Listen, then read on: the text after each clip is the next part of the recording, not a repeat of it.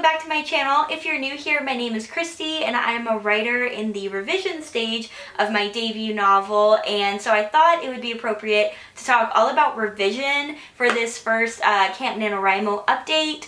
This is my first time doing any kind of like Camp NaNoWriMo video updates or anything like that. I actually did Camp NaNoWriMo in April of this year. It was my first time, and I did the time tracking where I tracked hours of the day because that's kind of how I write. I write in the mornings, and so I just write with the time that I have, and I find that really works best for me, but I might talk more about that later on. I was hesitant about doing it again because I didn't know if it really motivated me. It might have been because that month was just really hard for me. I didn't have that much time and I was doing a lot of traveling or something like that. But I thought that doing it this way with video check-ins, would keep me more accountable to actually make sure that I was meeting significant milestones. That way I could talk to you all about them. And that's what I do like about Camp NaNoWriMo, and the thing that I did really like was the sense of community and everyone's doing it together. So I am going to be doing the time tracking again just because I am revising my novel, and I just don't see how the words would really work out. I mean, I'm sure I could copy and paste it still, but I just don't, for me that would feel like I was cheating or something because they're not all original words, even though a lot of it I am rewriting. I don't know, it's just too messy in my brain. So where I'm at with my current novel is I am revising for the second time. The first time that I rewrote was because, so my rough draft, I didn't have a very good outline at all, and I discovered a lot of stuff, as I went, and so I did a complete rewrite for my second draft, and so it was, a completely different thing. Some of the same bones, but completely different skeleton of a story. And so that experience, after having a much more solid outline, was way more positive for me. I felt way better about it. I guess it just goes to show I'm more of a plotter with pantser tendencies. It's, from time to time. So now I am revising that draft. And so I thought for this video I could share my revision checklist that I came up with. I thought maybe other people would be curious about it because, revision can seem a little bit, it's just not straightforward, you know what I mean? It can vary depending on your story and also depending on your strengths. Because one person could have amazing style, writing style, but they're not very good with structure, or just it could be so many different things. And so I thought it would be interesting to share the things that I really noticed in my read through of my second draft that really needed tightening up or just rewriting, and kind of go through those, and I thought it'd be fun to kind of talk about. Oh, and the other thing that I wanted to say is that I really do want to get this revision done by the end of July because I have a writing conference coming up. And so, there's going to be agents and a lot of industry people. And I was just hoping that, that I could pitch while I was there. So, that's my plan. I'm hoping that it'll be in a presentable state by that time. I mean, of course, I'm sure there's going to be more work to do afterwards. I haven't had any beta readers yet for this. So that kind of sucks, but this is an opportunity for me to pitch, and so I'd like to take advantage of that. So I have been already working on my revision. I am at the end of Act 1 at this point, starting Camp NaNoWriMo for July. And it's crazy. I really thought I would be a lot further along, especially since, I did start this in in April. But I did find that Act 1 is so incredibly important because those first pages are the ones that you send when you query, or the ones you send to the agent. And so they're incredibly important because they show how well you can write and, the essence of the story, and if it's going to work for them or not. So I think that if I spend the most of my time on the beginning, I don't think that there's anything wrong with that or that's a waste of time. I think that it's good to really go through and be nitpicky, about it, because agents certainly are going to be nitpicky about it, at least from, my experience, and because I have queried before. So anyway, all that said, I'm really hoping that my speed picks up and that I'm able to start revising a lot quicker. But I just think revision's kind of a slow process. That's what I've come to learn and understand that's the thing, unless you're rewriting it, at least for me, because I draft pretty quickly, but I feel like if you're rewriting it, it's a lot faster than if you're actually, editing a paragraph, or a page or a chapter, whatever.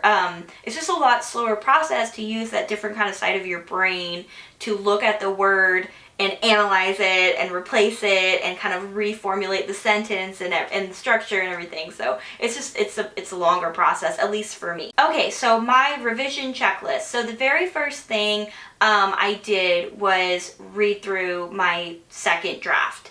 So basically the things that I was looking for, the main things I was looking for were, one, am I bored at any point in time, especially in the beginning, like I just mentioned. If I'm bored, if I want to put the book down, I would make a note. Or if any point, this is hard because you can easily be too hard on yourself, but if you feel like, or if I felt like my writing was kind of amateurish, if it wasn't reading like a professional.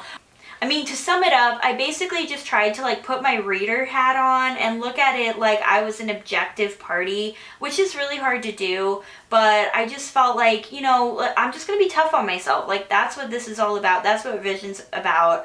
Be tough on myself and compare what I wrote to something that I would want to read. So the first thing I have on my checklist is pacing. I wanted to fix my pacing because in my rough draft, it took place over the course of a year, which was incredibly slow and dragging. And then in my second draft, I changed it to, I shrunk it down to a summer. And so now that I'm revising it, it's still going to take place over the course of a summer, but I want it to read faster. I felt like during my read through, it just felt like there were a lot of scenes that really didn't need to be spelled out completely. They could have been, that was one thing that I really needed to work on, was conveying the passing of time without actually writing every single thing that they were doing. And it's a little bit tricky for my story because they're on a trip. They're traveling all over Europe. And so I wanted to convey the idea that they're traveling and that they're going to all these places, but at the same time, you can't write each and every single place that they're going to because it's going to be incredibly boring. Even though it might be interesting to some people who are more travel minded, still you can't write a scene for every single place that they're going. You really have to pick the highlights and so that you can have enough conflict and can have enough tension, can have enough all of these things, that you need in a scene for it to be interesting and successful. So pacing was the first one. The second thing that I have is I recently read the Save the Cat Writes a Novel book, and she has her beat sheet that she recommends, which I find really easy. I find really straightforward and helpful. So if you haven't checked it out, yeah, definitely check that out because it's been really popular around AuthorTube. A lot of writers love it. It's not just me. But going through that, I realized that there were a couple of things in the beginning that I didn't have.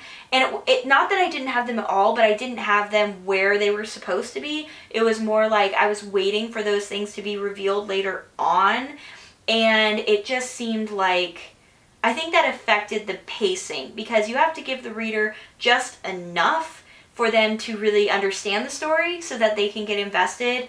Info dumping is another story, but just, you have to give them enough sense of purpose of what this story is about before you move on. And I feel like I was jumping directly into Act 2 without really formulating my Act 1.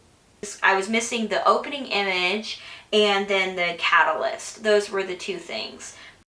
So yeah, definitely notes like more motivation, dialogue seeming a little bit bland, not enough personality there.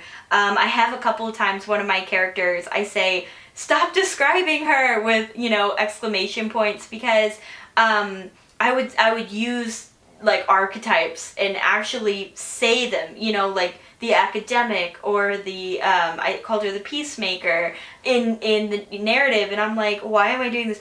Setting, I had definitely, there were a lot of, I did my best to illustrate setting as I was drafting, because I didn't want to do a lot of, you know, I didn't want to stop in the middle of a writing session and do all this research. So I would kind of just, you know, do it off the cuff, and with the intention of coming back and filling it in later. So that's another thing I've been doing, is a lot of research related to, you know, setting and word choice, which I'm going to talk about in a second, because that's so important. If I felt like the conversations were too short, you know, like the dialogue was barely there and then the scene was just over, I made notes for myself, like, you know, really draw out this conversation, it needs to be a little bit longer.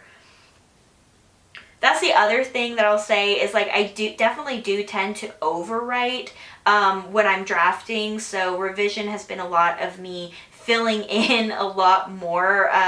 You know, I'm constantly telling myself more, you know, like more internal thought, more internal narrative, and, you know, more dialogue, more description. And so I think that's been the theme of my revision so far, is more.